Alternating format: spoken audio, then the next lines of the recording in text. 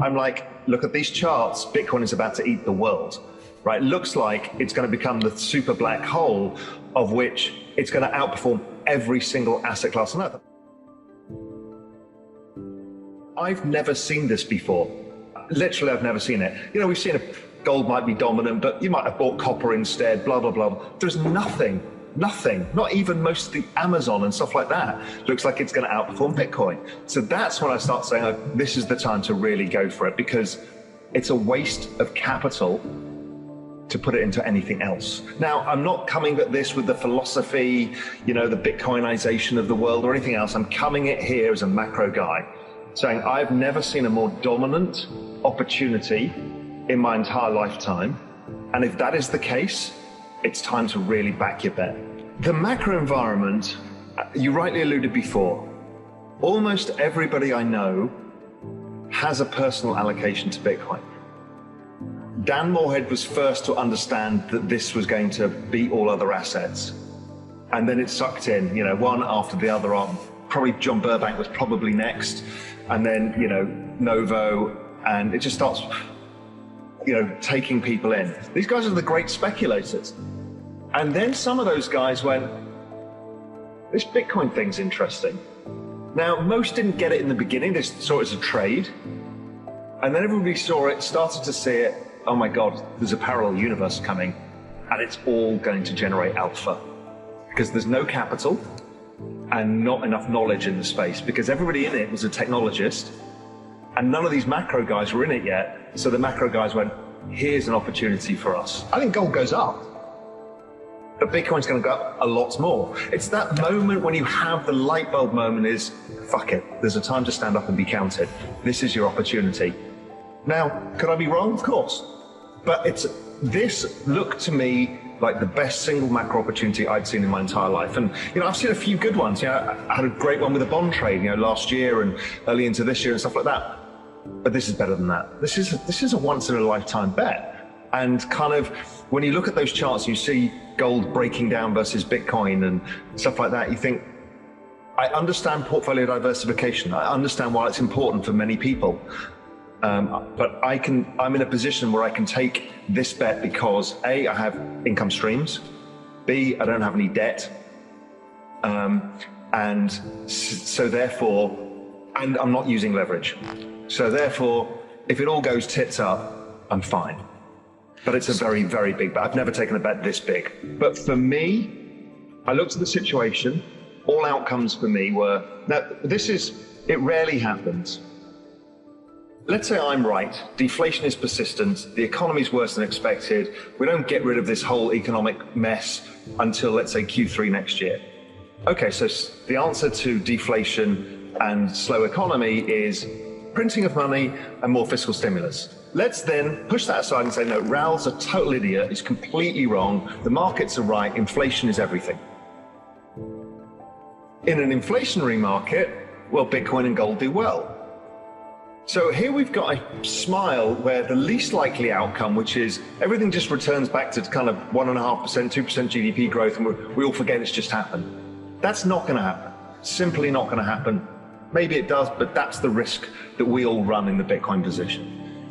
So basically, inflation, deflation of any sort, if we look at all the past episodes, whether it was 2008, 2012 in Europe, when Europe almost went under, and then periodically afterwards, the central bank kept stimulating, didn't stop. They're not going to stop here. So that to me is a good setup. Okay, so I've now got a good case. So then the case is okay. At that point, I said, right, gold, Bitcoin, those are my main bets. I own some bonds because I'm a deflationist, and I had some dollars and some other trading positions. Okay, fine. So then what changed is the charts. You know, we'd all been looking at it, that the chart of Bitcoin was this beautiful, beautiful wedge pattern, triangle pattern, and it broke. So, of course, I'm a macro guy. I can see an opportunity. I can see a great chart. When I see one, I start saying, right, look, we've got to add to this. And, you know, I added obviously into the big sell-off as well, because I saw this pattern emerging. There's a hunch that I have, and it's only a hunch, hence why it's a much smaller position. There's a hunch that from all of my conversations around this whole space, that there is a massive amount of human intellectual capital working in that particular space, because there's the flexibility of how Ethereum is based. And there's a load of flaws, like there's flaws about everything. So, I'm not saying it's a perfect world. I also don't think of Bitcoin and Ethereum as the same thing. Bitcoin to me is this pristine collateral. It's, it's perfect. I don't need, now whether everybody builds the Lightning layer and all the other stuff on top, great. I own tons of Bitcoin, but I see the amount of intellectual capital that's going into the Ethereum space, and I'm thinking, there's a chance that something really, really big comes out of this. And so I think of it as a platform. And it's a very crude way of looking at it, but if I see a lot of people all building on one platform, then the probability, as a VC, the probability of one of those bets paying off huge, let's say DeFi ends up being on there and it becomes a real thing, whatever it may be. Who the hell knows? It could be intellectual property rights. I don't know, don't care. The point being is, I think there's a chance that Ethereum can have a larger market cap than Bitcoin. And that doesn't make it a better currency or a better investment. It's because by the nature of a platform versus an asset. Gold is the purest form of money that we've had, and it's a $10 trillion asset. The currency markets trade 4 trillion a day, and they're not in any way the same shape or form, but it's a bigger platform because more people use it.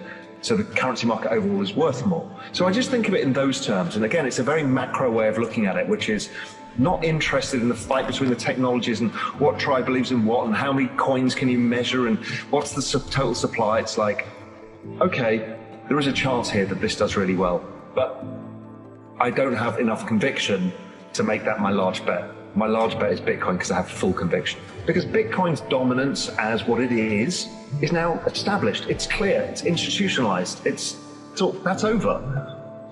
So does it matter about the rise of these other things? That they're not in competition with each other, but human behavior is driving that. And I think as a macro guy, it's actually to my advantage, because if you call it shitcoins, I want to know about it. Because I know there's opportunity because you're being dumb.